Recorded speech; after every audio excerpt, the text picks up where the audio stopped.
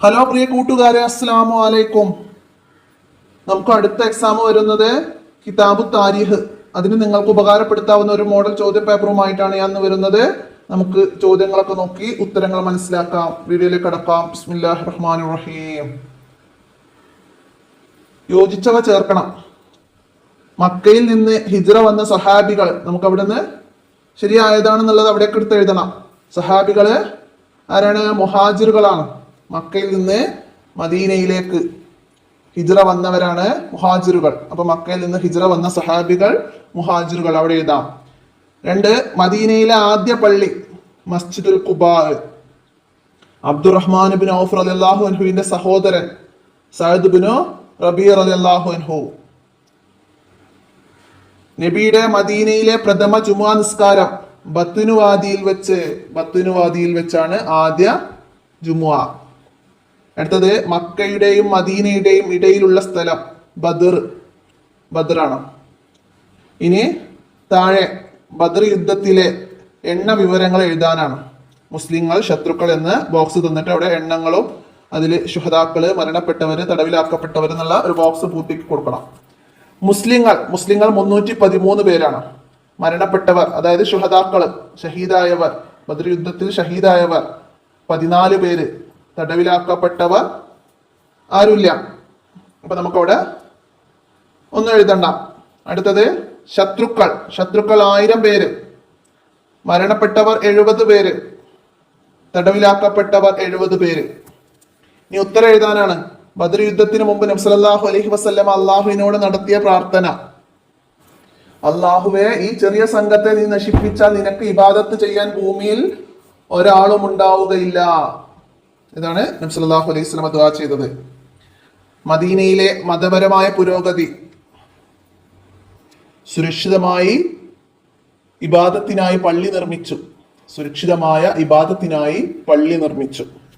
മൂന്നാമത്തത്, നബി സല്ലല്ലാഹു അലൈഹി വസല്ലം തങ്ങളെ കണ്ടപ്പോൾ ജൂത പണ്ഡിതനായിരുന്ന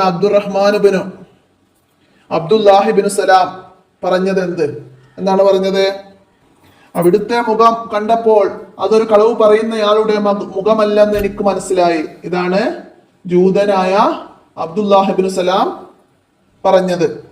അടുത്തത്, മസ്ജിദ് നബവി ഉണ്ടാക്കിയ സ്ഥലം ദാനമായി നൽകാൻ തയ്യാറായി. ആരാണ്? ബനു നജ്ജാർ ഗോത്രക്കാർ.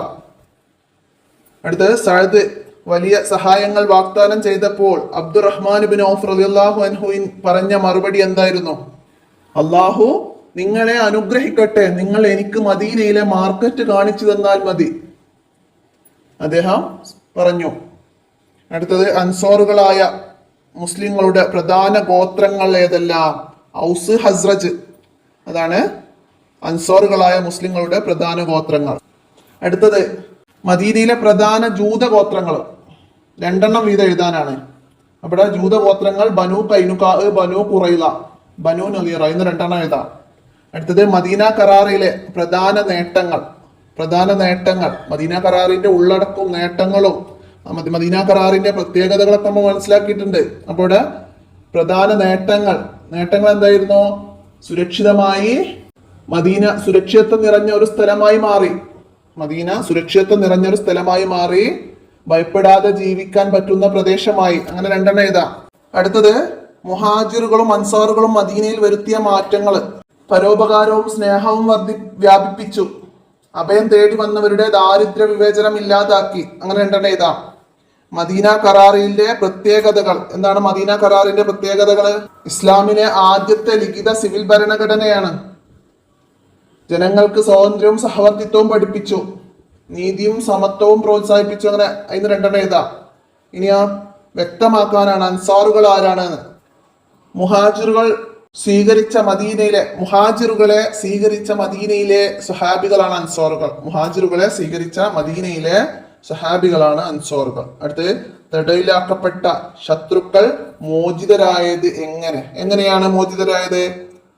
ചിലർ പണം അടച്ചു മോചിതരായി, മറ്റുള്ളവർ 10 പേർക്ക് വീതം എഴുത്തും വായനയും പഠിപ്പിച്ചു മോചിതരായി. ഇനി ശരിയും തെറ്റും അടയാളപ്പെടുത്തണം. ശരിക്ക് ശരിയും തെറ്റും ചെയ്യണം. അപ്പൊ ബദർ യുദ്ധം നടന്ന മാസം റബീഉൽ അവ്വൽ തെറ്റിടാം, റമദാന് ടിക്കയ്യാം, സഫർ തെറ്റിടാം. ഇനിയോ മദീനയുടെ ആദ്യത്തെ പേര് മദീനത്തെ ആദ്യത്തെ പേര് യസ്രിബാണ്. അപ്പൊ അത് ടിക്ക് ചെയ്യാം. ബാക്കിയൊക്കെ നമുക്ക് തെറ്റിടാം. ഇനിയോ ബദർ യുദ്ധം നടന്ന വർഷം അത് ഹിജ്റ 2-ാം വർഷമാണ്. അപ്പൊ അത് ടിക്ക് ഇട്ടിട്ട് ബാക്കിയൊക്കെ നമുക്ക് തെറ്റിടാം. ഇനി നബി സല്ലല്ലാഹു അലൈഹി വസല്ലമ തങ്ങളുടെ ഒട്ടകം കസ്വ അത് ടിക്ക് ചെയ്തിട്ട് ബാക്കിയൊക്കെ നമുക്ക് തെറ്റിടാം. ഇനി പൂരിപ്പിച്ച ആശയം എഴുതാനാണ്. അപ്പൊ അത് ആദ്യം ഇവിടെ പൂരിപ്പിക്കാനുള്ളതും പിന്നെ ആശയം എഴുതാനുള്ളത് വേറെയാണ്, മനസ്സിലാക്കിയാൽ മതി.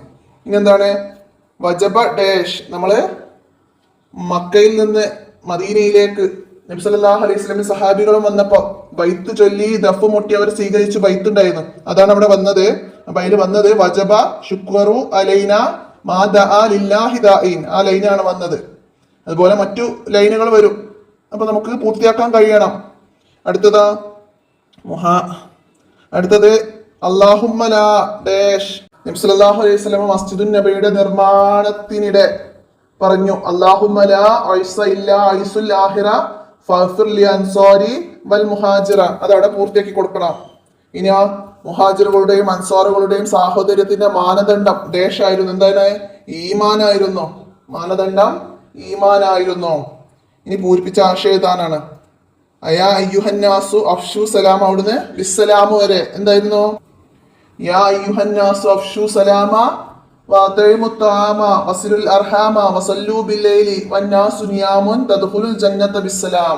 ഓ ജനങ്ങളെ, സലാം വ്യാപിപ്പിക്കുക, ദരിദ്രർക്ക് ഭക്ഷണം നൽകുക, കുടുംബ ബന്ധങ്ങൾ ചേർക്കുക, രാത്രിയിൽ ജനങ്ങൾ ഉറക്കത്തിലായിരിക്കെ നിങ്ങൾ നിസ്കരിക്കുക, എങ്കിൽ നിങ്ങൾക്ക് സമാധാനത്തോടെ സ്വർഗത്തിൽ പ്രവേശിക്കാം. നബി സല്ലല്ലാഹു അലൈഹി വസല്ലമ മദീനയിലെത്തിയ ഉടനെ അവിടെയുള്ളവരോട് പറഞ്ഞതാണ്. അപ്പൊ അത് നമുക്ക് പൂർത്തിയാക്കി കൊടുക്കാം. ആശയം മനസ്സിലാക്കി വെക്കാം. ഇതുപോലെ എഴുതാമെന്നാ എഴുതണം. അപ്പൊ എത്രയാണ് ഈ ചോദ്യ പേപ്പറിൽ നിന്ന് നമുക്ക് മനസ്സിലാക്കാനുള്ളത്? അപ്പൊ എല്ലാവരും മനസ്സിലാക്കി ഉപകാരപ്പെടുത്തുക. എന്തെങ്കിലും തെറ്റുകളൊക്കെ പെട്ടു പോകുന്നുണ്ടെങ്കിൽ കമന്റ് ആയിട്ട് അറിയിക്കണം. നമുക്ക് അടുത്ത ചോദ്യ പേപ്പറുമായി അടുത്ത വീഡിയോയിൽ കാണാം. അസ്സലാമു അലൈക്കും വറഹ്മത്തുള്ളാഹി.